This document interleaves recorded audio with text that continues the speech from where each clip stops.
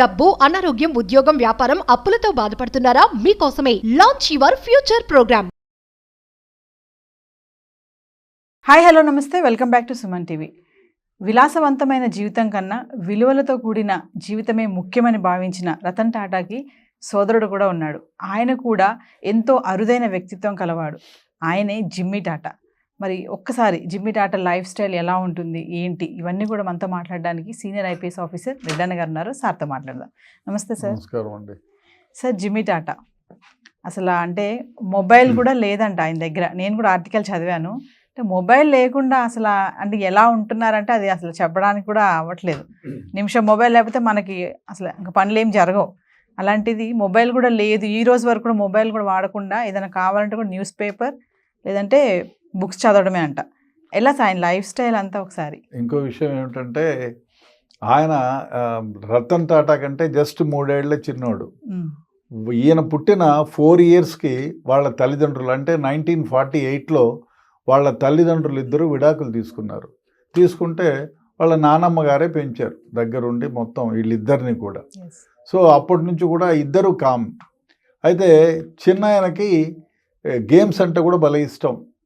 ఆయన 16 కంపెనీల్లో one of the director. అన్ని కంపెనీల్లో కూడా ఈయన డైరెక్టర్. ఇంకో విషయం ఏంటంటే ఈయన కంపెనీకి సంబంధించిన అన్ని విషయాల్లో ప్రతి మీటింగ్లో కూడా ఈయనకి ఏమైతే ల్యాప్సెస్ కనిపెడతాడో అవన్నీ కూడా ప్రజెంట్ చేస్తాడు. యాక్టివ్గా కూడా ఉంటాడు. ఈయన పెళ్లి చేసుకోవాలి, ఆజన్మ బ్రహ్మచారి. ఇంకో విషయం ఏమిటంటే మీరు చెప్పినట్టు టీవీ ఉండదు ఆయన దగ్గర. అదే కోలాబాలో ఒక 2 bedroom అపార్ట్మెంట్ ఉంటుంది. Only 2 bedroom apartment. పోని ఈయనకేమో డబ్బులు ఇవ్వలేదేమో అంటే లక్షల్లో శాలరీ. దాదాపు ఆయన కంపెనీ డైరెక్టర్స్గా ఉండే ఆయనకు రావాల్సిన ఏవైతే శాలరీ ఉన్నాయో లక్షల్లో వస్తుంది. ఈయన కూడా అన్ని గుప్తదానాలకే పరిమితం. గుప్తదానాలు చేస్తూ ఉంటాడు ఎక్కువగా. ఇంకో ఏమంటే great player, squash player. Squash అంటే మహా ఇష్టం, ఎన్ని గంటలైనా ఆడతాడు. అదే కాకుండా ఈయన కంపెనీ డైరెక్టర్స్ ప్రొఫైల్కి పోతే అన్నీ కూర్చొని ఏమీ మాట్లాడకుండా తనకు ఏమైతే ల్యాప్సెస్ కనిపించాయో అవన్నీ హైలైట్ చేసి ఒక లెటర్ ఫార్మ్లో ఇచ్చేసి వస్తాడు. ఇంత చేసిన తర్వాత ఈయన దగ్గర సెల్ ఫోన్ అనేది ఉండదు. ఒకే normal phone, line wired phone ఒకటి ఉంటుంది అంతే. అదే కాకుండా ఇంకోటి ఈయన ఎక్కడే కానీ సోపాపటం. అసలు రతన్ టాటా ఎక్కడికైనా బయటికి వెళ్తే తన కారులోనే తానే డ్రైవ్ చేసుకుపోతాడు. కానీ ఈయన కొన్ని సందర్భాల్లో కారు కూడా వాడంట. మరి ఇంకొకటి డబ్బులు లేదా అంటే ఆ కార్ల కంపెనీలో he is one of the director, senior director. 24,000 కోట్లకు అధిపతి. 2002లో ఈయన అసెట్స్ చూస్తే 24,000 కోట్లకు అధిపతి.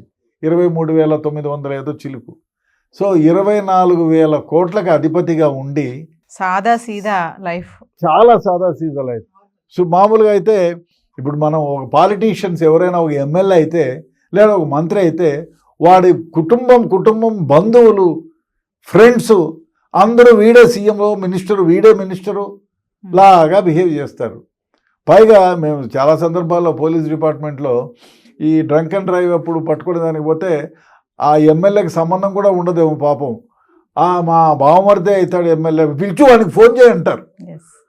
అట్లాంటిది ఈయన దాదాపు 80 ఏళ్ళు. ఇప్పుడు ఆయనకి 82 ఏమో, ఇప్పుడు ఆయనకు కూడా 82, 83 ఏళ్ళు.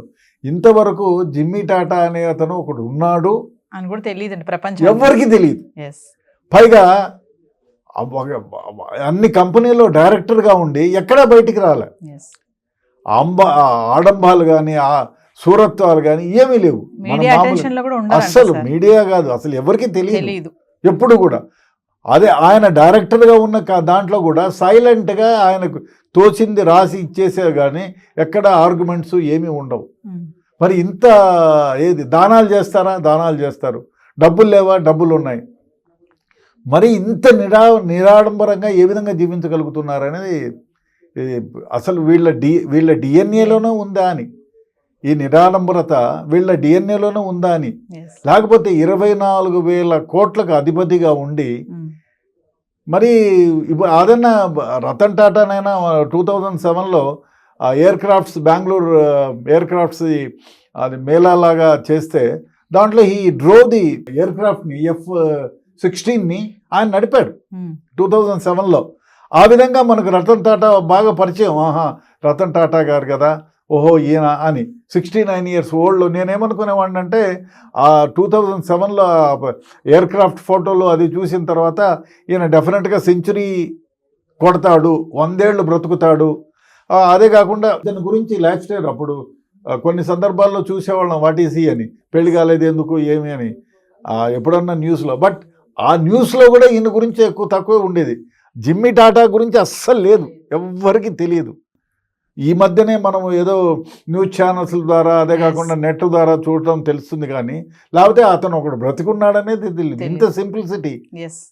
మరి మొబైల్ లేదు అంటే మరి ప్రపంచంలో ఇప్పుడు అడుక్కు తినేవాళ్ళు కూడా మొబైల్ ఉంటుంది. ప్రతి అడుక్కు తినే వాళ్ళకు కూడా మొబైల్ ఉంటుంది.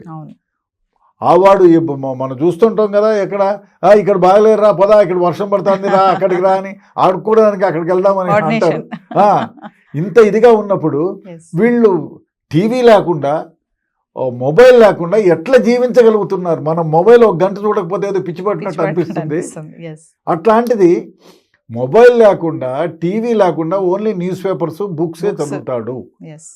స్క్వాష్ ఆడడానికి పోతాడు, అది వీలైతే కార్లో, లేదు అంటే ఏదో మోడ్ ఆఫ్ దాంట్లో పోయి ఆయన పని ఆయన చేసుకొని వస్తాడు. ఎక్కడే కానీ ఏమీ ఉండదు. ఇన్ని డబ్బులున్న వ్యక్తి ఈ విధంగా సైలెంట్గా జీవించగలుగుతాడు, వృషిలాగా. ఎంతో విలాసంగా బ్రతకొచ్చు. ఇప్పుడు ఆయన 24,000 కోట్లకు అధిపతి, లక్షల్లో జీతం ఉంటుంది. ఆయన కావాలి అనుకుంటే ఒక పెద్ద ప్యాలెస్ని 100 కోట్లు 200 కోట్లు పెట్టి 24,000 కోట్లు ఉన్నప్పుడు 1000 కోట్లు పెట్టి ఒక ప్యాలెస్ కొనుక్కోలేడా? 1000 కోట్లు 100 కోట్లు అట్ల నుంచి. అట్లాంటి విలాసవంతమైన, పోనీ పెళ్ళి లేదు, ఫ్యామిలీ లేదు, మరి ఇంత ఋషిలాగా బ్రతకడం అంటే ఇది మానవకి సాధ్యం కాదు, మానవులకు ఎవరికి సాధ్యం కాదు. మనం చూస్తే ఇక్కడ పొలిటీషియన్స్ కానీ ఏదో ఒకడు పాలిటీషియన్స్ అయితే, మొన్న పేరు చెప్పకూడదు, ఒకానొక మినిస్టర్ భార్య ఆంధ్రాలో ఏదో పోలీస్ ఇన్స్పెక్టరు దారి చూపడానికో దేనికో రాలేదంటే కోప్పడింది, ఇష్టం వచ్చినట్టు కోప్పడింది. అది ఎమ్మెల్యే ఫస్ట్ టైం అయినాడు ఆయన. అట్లాంటిది ఈయన ఇన్ని కంపెనీలకు డైరెక్టర్గా ఉండి ఇన్ని 1000 కోట్లు 24,000 కోట్లకు అధిపతిగా ఉండి చిన్న ప్లాట్లో ఉండడం ఏంటి?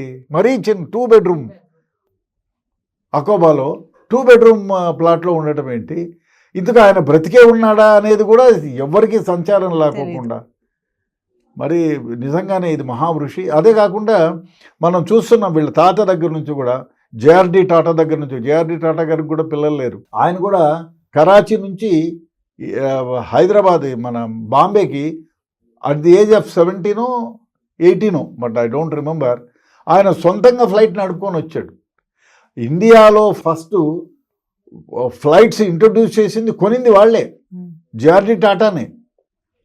మరి అంత గొప్ప ఫ్యామిలీలో ఉండి, అంత గొప్ప ఫ్యామిలీకి వారసుడుగా ఉండి, మరి ఇది నిజంగానే నమ్మశక్యం కాదు ఎవ్వరికి. రీసెంట్గా జిమ్మీ టాటా బర్త్డే అయినప్పుడు కూడా రతన్ టాటా ఒక black and white photo share చేసి, ఇవి సంతోషకరమైన రోజులు, మా మధ్యన ఎలాంటివి ఉండవు అని చెప్పి ఒక ట్వీట్ అయితే చేశారంట. అప్పుడు తెలిసింది, ఒక రతన్ టాటాకు కూడా బ్రదర్ ఉన్నారు అని ప్రపంచానికి అప్పుడే తెలిసిందంట. మళ్ళీ చూసుకుంటే మొన్న రతన్ టాటా చూడడానికి వచ్చినప్పుడు డెడ్ బాడీని, ఆయన ఎటువంటి ఆడంబరం సెక్యూరిటీ ఏమీ లేకుండా అట్లా సింపుల్గా వచ్చారు ఆయన, ఒక ఆయన సపోర్ట్తో అంతే. ఆయన కూడా ఏజ్ ఎక్కువైపోయింది. అంటే అప్పుడు దాకా తెలియదు అసలు, మీరు అన్నట్టుగానే అసలు జిమ్మీ టాటా ఉన్నారా అనేది కూడా తెలియదు. అంటే మీరు అన్నారు డిఎన్ఏలోనే ఉందేమో అసలు అది అంటే. డెఫినెట్గా, ఎందుకంటే రతన్ టాటా, ఇప్పుడు మనం జేఆర్డి టాటా అంత అన్ని కంపెనీలు పెట్టిన అంత కోటీశ్వరుడైనా ఆయన అనుకుంటే ఏమైనా చేయొచ్చు. లేదు, తను చనిపోయేటంత వరకు కూడా ఆయన హంగులు ఆర్భాటాలు ఏం లేదు. ఆయన స్థాపించినటువంటి పబ్లిక్కి సంబంధించిన ఏవైతే కంపెనీలు ఉన్నాయో అన్నిట్లో కూడా ఒకటే ఆలోచన, దేశాన్ని ఏ విధంగా పురోగతికి తీసుకెళ్ళాలి. మనం ఏదన్నా ఇప్పుడు వాళ్ళు గుండు సూది నుంచి సాల్ట్ దగ్గర నుంచి వాళ్ళకి లేని కంపెనీనే లేదు. ఫస్ట్ 300 కంపెనీలు ఉన్నాయి, ఆ తర్వాత 143 కంపెనీలకేమో వాళ్ళు క్లోజ్ డౌన్ చేసినారు.